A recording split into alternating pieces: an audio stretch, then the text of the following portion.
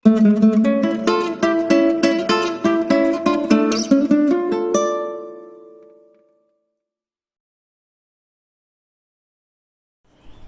Students, আশা করি তোমরা সবাই খুব ভালো আছো। আজকের ক্লাসে আমরা ক্লাস 12 এর second chapter sexual reproduction in flowering plants অর্থাৎ সপুষ্পক উদ্ভিদের যৌন জনন এই চ্যাপ্টারটা আমরা কন্টিনিউ করব আগের ক্লাসে যতটুকু হয়েছে তারপর থেকে। তো আগের ক্লাসে আমরা স্বপরাগযোগ সম্বন্ধে অর্থাৎ সেলফ পলিনেশন সম্পর্কে পড়েছি। আজকের ক্লাসে আমরা ইতর পরাগযোগ বা ক্রস পলিনেশন সম্পর্কে পড়ব। ঠিক আছে, তো আজকের ক্লাসটা শুরু করা যাক। দেখো কি বলেছে, আমরা প্রথমে যেটা করব সেটা হচ্ছে ইতর পরাগযোগ কাকে বলে সেটা প্রথমে জেনে নেব। কাকে বলে দেখো, যে পদ্ধতিতে কোনো ফুলের পরাগরেণু কোনো বাহক দ্বারা বাহিত হয়ে ওই একই প্রজাতিভুক্ত বা ভিন্ন প্রজাতিভুক্ত অন্য কোনো উদ্ভিদের ফুলের গর্ভমুণ্ডে স্থানান্তরিত হয়, সেই প্রক্রিয়াটাকে বলা হচ্ছে ইতর পরাগযোগ। আমি আরেকটু ছোট করে এবং আরো সিম্পল ভাষায় বলে দিই। দেখো যে ধরো একটা ফুল, সেই ফুলের পরাগরেণুটা স্বপরাগযোগের ক্ষেত্রে নিজে নিজেই পড়ছিল, পুংকেশর থেকে গর্ভমুণ্ডে নিজে নিজেই পড়ছিল। আর এক্ষেত্রে কি হলো না, এক্ষেত্রে পরাগরেণুটা একটা বাহক দ্বারা বাহিত হচ্ছে। ঠিক আছে, 1 নাম্বার পয়েন্ট, এখানে প্রথম বাহকের প্রয়োজন হলো।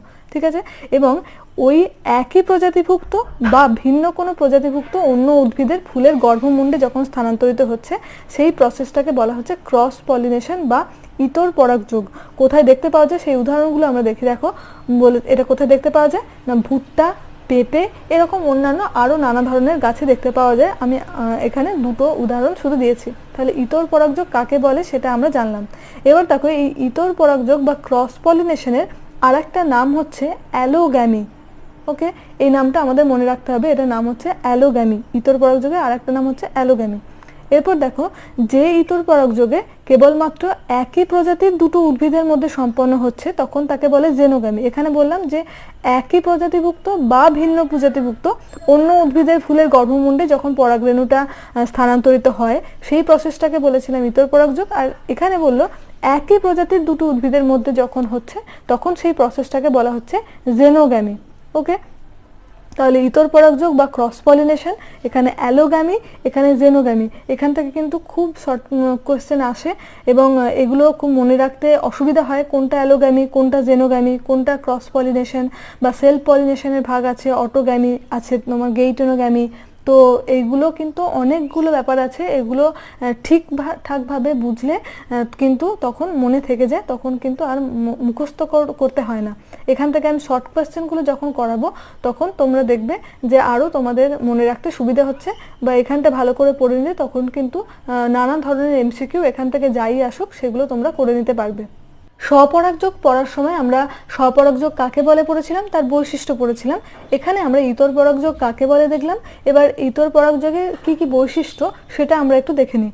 তো প্রথমে দেখো 1 নাম্বার বলেছে একই বা ভিন্ন প্রজাতির দুটি উদ্ভিদের ফুলের প্রয়োজন ইতর পরাগযোগের ক্ষেত্রে। বললাম যে একই প্রজাতিভুক্ত বা দুটি ভিন্ন প্রজাতিভুক্ত উদ্ভিদের মধ্যে হয়, সেটা বললাম। তাহলে বলেছে একই বা ভিন্ন প্রজাতির দুটি উদ্ভিদের ফুলের প্রয়োজন, 1 নাম্বার বুঝতে পেরেছি। 2 নাম্বার, ফুলগুলি সুমিষ্ট গন্ধযুক্ত, উজ্জ্বল বর্ণের এবং মকরন্দযুক্ত হয়। কেন হয় না, দেখো এখানে বলেছে বাহকের প্রয়োজন হয় এই ইতর পরাগযোগে। বাহক বলতে কি কি বোঝাচ্ছে, এটা কি কোনো গাড়ি করে এসে নিয়ে যাবে পরাগরেণুটা, সেটা নয়। বা কিসে করে নিয়ে যাবে, তাহলে এটা বাহকটা কি না, এখানে বাহক তোমার জলের মাধ্যমে হতে পারে, বাহক বায়ু হতে পারে, বাহক বায়ু হতে পারে। তারপরেতে এখানে বিভিন্ন ধরনের প্রাণী যেমন মৌমাছি, মথ, শামুক, বিভিন্ন ধরনের প্রাণীর দ্বারাও এই পরাগযোগ ঘটতে পারে, ইতর পরাগযোগ ঘটতে পারে। তো তাদের আকৃষ্ট করার জন্য ফুলগুলোকে তো একটু কালারফুল হতে হবে, সেখানে ওই ফুলগুলো মকরন্দযুক্ত হতে হবে, মানে মধু বা এরকম মিষ্টি কিছু গন্ধযুক্ত এই উজ্জ্বল বর্ণের হতে হবে, যেটার প্রতি আকৃষ্ট হয়ে প্রাণীরা সেখানে যাবে আর কি। তবে তো প্রাণীগুলো আকৃষ্ট হবে, তবে মৌমাছি আকৃষ্ট হবে, তবে বিভিন্ন পিঁপড়েরা আকৃষ্ট হবে যে ওখানে কি একটা বড় মতো ফুল দেখতে পাচ্ছি বা কিছু একটা জিনিস দেখতে পাচ্ছি, ওখানটায় যাই, এটা মনে হবে। তাহলে ফুলগুলো সুমিষ্ট গন্ধযুক্ত, উজ্জ্বল বর্ণের এবং মকরন্দযুক্ত হয়, 2 নাম্বার। 3 নাম্বার, সাধারণত একলিঙ্গ ফুলে, তবে ক্ষেত্র বিশেষে উভলিঙ্গ ফুলেও কিন্তু এই পরাগযোগ ঘটে। ঠিক আছে, 3 নাম্বার। 4 নাম্বার হচ্ছে এই পরাগযোগে বাহকের প্রয়োজন হয়, সেটা তো আমরা জানি, এটা 1 নাম্বার পয়েন্টেও বলে দিতে পারো। আর 5 নাম্বার কি বলেছে দেখো, ইতরপরাগী ফুলের রেণুগুলো আঠালো বা কণ্টকময় হয়। কেন হয় আঠালোটা? যাতে তা সহজেই পতঙ্গের বা অন্য বাহক প্রাণীর গায়ে আটকে যেতে পারে এবং তাদের দ্বারা বাহিত হতে পারে। যদি রেণুগুলো, পরাগ রেণুর ওপর যদি একটা মৌমাছি গিয়ে বসলো ধরো, তাহলে ওই মৌমাছিটা পায়ে এই রেণুগুলো আঠালো বা কণ্টকময় হওয়ার জন্য আঠা মতো যে অংশটা, সেই তার সাহায্যে রেণুগুলো ওই মৌমাছির পায়ে আটকে গেল। সেই মৌমাছিটা যখন অন্য কোনো একটা উদ্ভিদের ফুলে আর কি এসে বসবে, তখন তাহলে পরাগরেণুটা এক ফুল থেকে অন্য ফুলে তখন বাহিত হবে। কার দ্বারা বাহিত হলো? বাহক। বাহকটাকে সেটা মৌমাছি হতে পারে, সেটা পিঁপড়ে হতে পারে, সেটা শামুক হতে পারে, সেটা মথ হতে পারে, যা কিছু হতে পারে। তাহলে এই পয়েন্টটা কি বললাম, যে ইতরপরাগী ফুলের রেণুগুলো আঠালো এবং কণ্টকময় হয় যাতে তা সহজেই পতঙ্গের বা অন্যান্য বাহক প্রাণীর গায়ে আটকে যেতে পারে এবং তারা বাহিত হতে পারে এই বাহকদের দ্বারা। এরপরে এই পরাগযোগের যে বলছি না, যে ইতর পরাগযোগটা বিভিন্ন বাহক দ্বারা বাহিত হয় আর কি। ইতর পরাগযোগের জন্য বাহকের প্রয়োজন হয়। তো সেই বাহকগুলো কি কি বা এজেন্টস অফ পলিনেশন সম্পর্কে পড়বো। তো এই বাহকটা নির্জীব হতে পারে, এই বাহকটা সজীব হতে পারে। নির্জীবের মধ্যে কি কি পড়ছে দেখো, নির্জীবের মধ্যে পড়ছে জল, বায়ু। আর সজীব বাহকের মধ্যে পড়ছে পতঙ্গ, বিভিন্ন পাখি, বিভিন্ন শামুক, বাদুড়, এগুলো সবই হচ্ছে সজীব বা এগুলো প্রাণীর মধ্যে পড়ছে। এবার দেখো এই যে বাহক জল বললাম, এবার দেখো এই জল বায়ু দিয়ে যখন বাহিত হয় তখন সেই পরাগযোগটাকে কি বলছে? ইতর পরাগযোগ। ইতর পরাগযোগে আর একটু স্পেসিফিক কিছু নাম আছে, সেটার নাম কি দেখো, অ্যানিমোফিলি। যখন বায়ুর সাহায্যে পরাগযোগ, তাকে বলা হচ্ছে অ্যানিমোফিলি। ঠিক আছে। 2 নাম্বার হাইড্রোফিলি। হাইড্রোফিলি কখন বলা হচ্ছে না, যখন এই ইতর পরাগযোগটা জলের সাহায্যে ঘটছে তখন তাকে বলা হচ্ছে হাইড্রোফিলি। ওকে। 3 নাম্বার জুফিলি। জু কথাটার অর্থ হচ্ছে প্রাণী। ঠিক আছে। আর ফাইটো কথাটার অর্থ হচ্ছে উদ্ভিদ। তো এখানে জুফিলি অর্থাৎ প্রাণীর সাহায্যে পরাগযোগ যখন হয় তখন তাকে বলা হচ্ছে জুফিলি। বাকি যেগুলো আছে সব এই জুফিলিরই অন্তর্গত। বাকিগুলোর মধ্যে কি কি আছে? এন্টোমোফিলি। এন্টোমোফিলি মানে কীটপতঙ্গের সাহায্যে যখন পরাগযোগটা হচ্ছে, এটা কীট পতঙ্গের হয়ে গেছে, এটা হচ্ছে কীট পতঙ্গের। কীট পতঙ্গের সাহায্যে যখন পরাগযোগটা ঘটছে তখন তাকে বলা হচ্ছে এন্টোমোফিলি। এই নামগুলো খুবই মনে রাখতে হয়, কারণ এগুলো দিয়ে অনেক শর্ট কোয়েশ্চেন আসে এবং কীরকম কোয়েশ্চেন আসে আমি অবশ্যই সেগুলো বলে দেবো। ঠিক আছে। আগে আমরা থিওরির ক্লাসগুলো করে নিই ভালো করে, তাহলে আমরা কোয়েশ্চেনগুলো যখন করব তখন আমাদের করতে সুবিধা হবে। তাহলে এখানে জুফিলি বললাম প্রাণীর সাহায্যে পরাগযোগ, তারপরেতে এন্টোমোফিলি হচ্ছে কীটপতঙ্গের সাহায্যে পরাগযোগ। অ্যানথ্রোপোফিলি কথাটা কখন ইউজ হয়? যখন মানুষের সাহায্যে পরাগযোগ হয় তখন তাকে বলছে অ্যানথ্রোপোফিলি। অর্নিথোফিলি খুবই ইম্পর্টেন্ট, পাখির সাহায্যে যখন পরাগযোগ হয় তখন তাকে বলা হচ্ছে অর্নিথোফিলি। মিরমিকোফিলি 7 নাম্বার, পিঁপড়ের সাহায্যে যখন পরাগযোগ ঘটে তখন তাকে বলা হচ্ছে মিরমেকোফিলি। ওকে। তারপর হচ্ছে বাদুড়ের সাহায্যে যখন পরাগযোগ ঘটে তখন তাকে বলা হচ্ছে কাইরোপটেরোফিলি। সব ফিলি, এবার এইগুলো শুধু একটু ডিফারেন্ট। ঠিক আছে। 8 নাম্বার হচ্ছে কাইরোপটেরোফিলি, বললাম বাদুড়ের সাহায্যে পরাগযোগ। 9 নাম্বার হচ্ছে মেলাকোফিলি, অর্থাৎ শামুকের সাহায্যে পরাগযোগকে বলা হচ্ছে মেলাকোফিলি। 10 নাম্বার হচ্ছে সাইকোফিলি, প্রজাপতির সাহায্যে যখন পরাগযোগ ঘটে তখন তাকে বলা হচ্ছে সাইকোফিলি।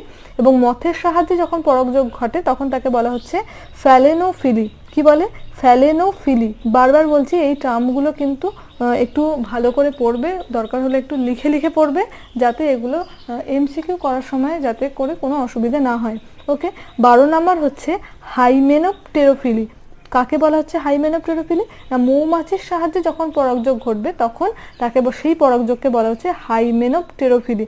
ওকে। তাহলে আমরা এই পর্যন্ত কি কি পড়লাম হাইড্রোফিলি, পড়লাম অ্যানিমোফিলি, জুফিলি, এন্টোমোফিলি, অ্যানথ্রোপোফিলি, অর্নিথোফিলি, মিরমেকোফিলি, কাইরোপটেরোফিলি, মেলাকোফিলি, সাইকোফিলি, ফ্যালেনোফিলি এবং হাইমেনোপটেরোফিলি। ওকে। এই সব কটা টার্ম আমাদের খুব ভালো করে মনে রাখতে হবে। এইখান থেকে নিচে যে কোনো একটা কোয়েশ্চেন আসতেই পারে, তো যাতে তখন আমাদের যেন -4 না হয় একটা কোয়েশ্চেনের জন্য। এই একটা একদম ইজি কোয়েশ্চেনের জন্য সব থেকে বড় কথা। ওকে। তো এখানটা আমরা ভালো করে পড়বো। এরপর আমরা পড়ব ইতর পরাগযোগের অভিযোজন সম্বন্ধে। দেখো, ইতর পরাগযোগের জন্য সপুষ্পক উদ্ভিদে বিভিন্ন প্রকার অভিযোজন লক্ষ্য করা যায়। কি কি টাইপের অভিযোজন না, এক নাম্বার হচ্ছে বিষম পরিণতি বা এটার ইংলিশ নাম হচ্ছে ডাইকোগ্যামি, DICHOGAMY,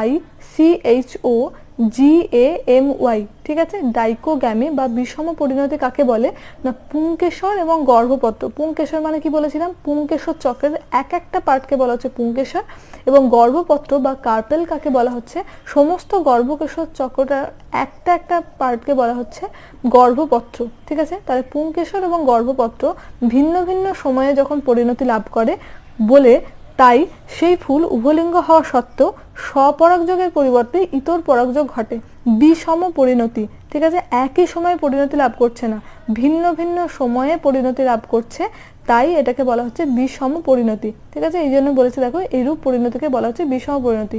যদি একই সময়ে পুংকেশর আর গর্ভপত্র যদি একই সময়ে পরিণত হতো তাহলে সেক্ষেত্রে স্বপরাগযোগ ঘটতো, যেহেতু ভিন্ন ভিন্ন সময়ে পরিণতি লাভ করছে তাই এক্ষেত্রে হচ্ছে বিষম পরিণতি বা যেটাকে বলা হচ্ছে ডাইকোগ্যামি। এই ডাইকোগ্যামি আবার দু প্রকারের, একটা হচ্ছে প্রোপুং পরিণতি বা প্রোট্যান্ড্রি বলা হচ্ছে, আর একটা হচ্ছে প্রস্ত্রী পরিণতি যেটাকে বলা হচ্ছে প্রোটোগাইনি। তো এবারে আমরা প্রোপুং পরিণতি, প্রো মানে হচ্ছে আগে, পুং পরিণতি অর্থাৎ দেখো যখন ফুলের পুংকেশর গর্ভপত্রের আগে, অর্থাৎ পুংকেশরটা যখন আগে পরিণত হয় তখন তাকে বলা হচ্ছে প্রোপুং পরিণতি। নামটা দেখি দেখো বোঝা যাচ্ছে, বা এখানে প্রো অ্যান্ড্রি, প্রো মানে হচ্ছে আগে, প্রোটো মানে হচ্ছে আগে, আর অ্যান্ড্রি কথাটা হচ্ছে অ্যান্ড্রোসিয়াম থেকে, অর্থাৎ পুংকেশরটা যখন আগে পরিণত হচ্ছে, কার থেকে আগে না, পুংকেশর আর গর্ভপত্র এই দুটোই আছে পরাগযোগের জন্য। তাহলে গর্ভপত্রের আগে যখন পুংকেশরটা পরিণতি লাভ করছে তখন সেই প্রসেসটাকে বলা হচ্ছে প্রোট্যান্ড্রি বা প্রোপুং পরিণতি। ওকে, কোথায় দেখতে পাওয়া যায় এটা, জবা, রক্তদ্রণ এদের ক্ষেত্রে দেখতে পাওয়া যায়। বেশ, নেক্সট চলে আসি আমি প্রস্ত্রী পরিণতি। এটাও বোঝা যাচ্ছে যে প্রো মানে হচ্ছে আগে, স্ত্রী মানে হচ্ছে গাইনোসিয়াম পরিণতি হচ্ছে বা ম্যাচিওর হচ্ছে। তাহলে এখানে কি বলবো, যখন গর্ভপত্রটা পুংকেশরের আগে পরিণত হয় তখন তাকে বলা হচ্ছে প্রস্ত্রী পরিণতি বা প্রোটোগাইনি। প্রোটো মানে হচ্ছে প্রো মানে হচ্ছে আগে, আর গাইনি কথাটা গাইনোসিয়াম থেকে এসছে, ঠিক আছে। তাহলে আগেরটা ছিল প্রোট্যান্ড্রি আর এটা হচ্ছে প্রোটোগাইনি। উদাহরণ কি না, বেগুন, চাপা এগুলো হচ্ছে প্রোটোগাইনি বা প্রস্ত্রী পরিণতির একটা এক্সাম্পল। এরপর আমরা চলে আসি একলিঙ্গতা বা ইউনিসেক্সুয়ালিটি বা ডাইক্লাইনি কাকে বলে। এগুলো সব হচ্ছে ইতর পরাগযোগের অভিযোজন। তাহলে একলিঙ্গতা মানে বুঝতেই পারছি যে যখন কোনো ফুলে পুংকেশর এবং গর্ভকেশর একসঙ্গে না থেকে যে কোনো একটা উপস্থিত থাকে, যদি একসঙ্গে উপস্থিত থাকতো তখন তাকে উভলিঙ্গ বলা হতো, যেহেতু একটা উপস্থিত থাকে তাই এটাকে বলা হচ্ছে একলিঙ্গতা বা ইউনিসেক্সুয়ালিটি, বা একে বলা হচ্ছে ডাইক্লাইনি। ওকে, নেক্সট চলে, আচ্ছা এটা একলিঙ্গতা হচ্ছে পেঁপে গাছ, ঠিক আছে। একটা করে সবের এক্সাম্পল দেওয়া আছে, এছাড়াও আরও অনেক উদাহরণ আছে, তো যে কোনো একটা মনে রাখবে তাহলেই হবে। নেক্সট চলে আসি স্ববন্ধাত্ব বা সেলফ স্টেরিলিটি কাকে বলা হয়। দেখো একই ফুলের পরাগরেণু যখন সেই ফুলের গর্ভমুণ্ডে পড়া সত্ত্বেও যখন কার্যকর হচ্ছে না, পুংকেশরটা গর্ভকেশরে পড়ছে কিন্তু তাদের মধ্যে যখন নিষেক ঘটছে না, তখন সেই অবস্থাটাকে বলা হচ্ছে স্ববন্ধাত্ব বা সেলফ স্টেরিলিটি হয়েছে। তাহলে এটা কোথায় দেখতে পাওয়া যায়, চা, রাসনা এদের ক্ষেত্রে দেখতে পাওয়া যায় হচ্ছে এই স্ববন্ধাত্ব। নেক্সট চলে আসি সসঙ্গম রোধী। দেখো এটা দন্তস্ব উনসং গ ম, এখানে কালিটা অনেকটা বেশি পড়ে গেছে, তো এটা হচ্ছে সসঙ্গম রোধী বা হার্কোগ্যামি। এই টার্মটাও কিন্তু মনে রাখতে হবে। হার্কোগ্যামি কাকে বলা হচ্ছে না, কিছু কিছু ফুল উভলিঙ্গ হওয়া সত্ত্বেও তাদের পুংকেশর এবং গর্ভকেশরের গঠনগত প্রতিবন্ধকতা, ঠিক আছে, এটা মনে রাখতে হবে যে গঠনগত কিছু প্রতিবন্ধকতা বা বাধা থাকার জন্য স্বপরাগযোগের পরিবর্তে ইতর পরাগযোগ ঘটে, ঠিক আছে, তখন তাকে বলা হচ্ছে সসঙ্গম রোধী বা হার্কোগ্যামি, ঠিক আছে। দেখো যেমন দেখো উদাহরণ দিয়েছে যে কিছু কিছু ফুলে পরাগধানের অনেকটা উপরে গর্ভমুণ্ড আর কি উপস্থিত থাকে, তাই সেক্ষেত্রে স্বপরাগযোগ ঘটাটা সম্ভব না, সেক্ষেত্রে ইতর পরাগযোগটা ঘটে এবং কোনো বাহকের সাহায্যে ঘটছে, ঠিক আছে। যেমন উদাহরণ হচ্ছে সর্ষে। নেক্সট হচ্ছে অসমরূপতা বা হেটেরোমরফিজম। দেখো যখন কোনো ফুলের পুংকেশর এবং গর্ভকেশরের দৈর্ঘ্যটা বিভিন্ন হচ্ছে। দেখো হেটেরো কথাটার অর্থ হচ্ছে বিভিন্ন, হোমো কথাটার অর্থ হচ্ছে এক। তাহলে এখানে পুংকেশর এবং গর্ভকেশরের দৈর্ঘ্য যখন বিভিন্ন হয়, কিরকম বিভিন্ন?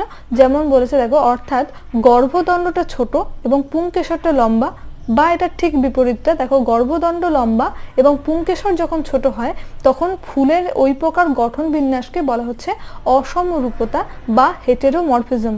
কোথায় দেখতে পাওয়া যায়? আমরুল বা অক্সালিস এবং পানমরিচ বা পলিগোনামের ক্ষেত্রে দেখতে পাওয়া যায় এই অসমরূপতা। তাহলে আজকের ক্লাসে আমরা ইতর পরাগযোগ সম্বন্ধে পড়লাম। ইতর পরাগযোগ কাকে বলে পড়লাম, তার টাইপসগুলো, যে বাহকগুলো দ্বারা বাহিত হয় সেগুলোর নামগুলো পড়লাম। তাহলে এই ইতর পরাগযোগটা যে পড়লাম, এটা সুবিধা অসুবিধাগুলো সম্বন্ধে আমাদের একটু জেনে নেওয়া দরকার। দেখো এই যে ইতর পরাগযোগটা হলো, তার সুবিধা কি কি? ইতর পরাগযোগ মানে একটা গাছের ফুল থেকে অন্য গাছের ফুলে যখন যাচ্ছে, তার ফলে একটা নতুন ভ্যারাইটির উদ্ভব ঘটছে। ফলে যদি একই রকমের হতো, স্বপরাগযোগ যখন হয়েছিল, সেক্ষেত্রে কি হয়েছিল যে নতুন বৈশিষ্ট্যের আগমন ঘটছে না। এক্ষেত্রে কিন্তু নতুন বৈশিষ্ট্যের আগমন ঘটছে। ফলে যে নতুন যে গাছটা তৈরি, নতুন যে ফুলটা তৈরি হচ্ছে, নতুন যে গাছটা হবে, সেটা কিন্তু সবল প্রকৃতির হবে, ঠিক আছে? সেটা দুর্বল প্রকৃতির হবে না, 1 নাম্বার। 2 নাম্বার কি হচ্ছে না, এই যে বিভিন্ন টাইপের বৈশিষ্ট্য, নতুন নতুন বৈশিষ্ট্য উদ্ভব ঘটছে, তাই নতুন পরিবেশে বেঁচে থাকার জন্য কিন্তু একটা ক্ষমতা সৃষ্টি হচ্ছে এই ইতর পরাগযোগের ফলে। অর্থাৎ স্বপরাগযোগের ক্ষেত্রে ইতর পরাগযোগে কিন্তু এর অভিযোজন ক্ষমতাটা অনেক বেশি হয়, ঠিক আছে? আর অসুবিধা কি? দেখো বললাম কি ইতর পরাগযোগের ক্ষেত্রে বাহকের প্রয়োজন, স্বপরাগযোগের কিন্তু বাহকের প্রয়োজন ছিল না। তাহলে যেহেতু বাহকের উপর নির্ভরশীল, তাই যদি বাহক আসে তবে সেই ফুলটা পরাগযোগ ঘটবে, তা না হলে হবে না, ঠিক আছে? তাহলে বাহক নির্ভরশীল এটা, তাই এই পদ্ধতিটা সুনিশ্চিত নয়, এটা একটা অসুবিধা হতে পারে। আর কি আমি বললাম যে বাহকের দ্বারা বাহিত হয়, তাই রেণুর মানে খরচা, রেণুর অপচয়টা বেশি হয়, ঠিক আছে? 2 নাম্বার আর কি না, এই যে সজীব বাহকদের আকর্ষণ করার জন্য আর কি বিভিন্ন কৌশল অবলম্বন করতে হয়। ফলে এই পদ্ধতিতে আর কি বেশি শক্তি ক্ষয় হয়।